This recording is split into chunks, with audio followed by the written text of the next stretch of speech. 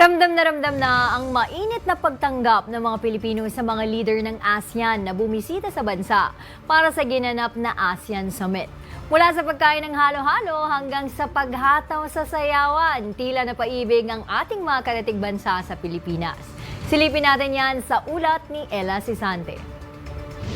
Mukhang sumakses na naman ang Pilipinas para iparamdam sa ilang ASEAN leader ang It's More Fun in the Philippines vibes. Lalo na't ilang delegado ang tila super nag-enjoy sa ilang araw nilang pagbisita sa bansa.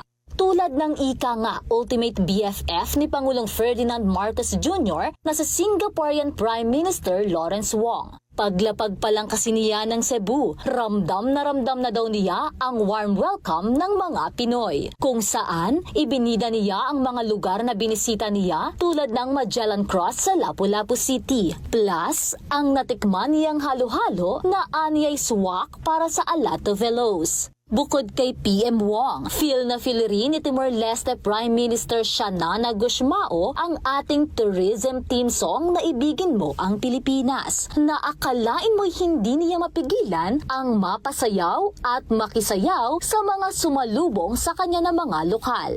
Ayon kay Gusmao, willing siya na i-promote ang Cebu tourism sa kanilang bansa dahil sa mayaman nitong kasaysayan. Samantala, mukhang maraming Pinoy naman ang napa-heart react sa pagdating sa Pilipinas ng Brunei Royals, kung saan mismong si His Majesty Sultan Haji Hassanal Bolkiah ang nakitang nagpiloto sa sinakyan nilang eroplano papunta at paalis ng Cebu. Pero, ang mas kinakiligan ay ang mala-face card ng anak niyang si Prince Abdul Mateen. Matatandaan na Pilipinas ang kasalukuyang may hawak ng chairmanship ng ASEAN Summit na siyang matagumpay na naisulong ang pagkakaisa sa rehiyon sa kabila ng mga kinahaharap na hamon.